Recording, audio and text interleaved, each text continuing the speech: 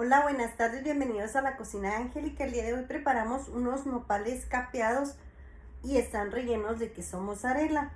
Los acompañamos con un arroz rojo. Ya saben, la receta completa la encuentran en Facebook, TikTok, Instagram y YouTube por si gustan ir a verla. Que tengan una excelente tarde.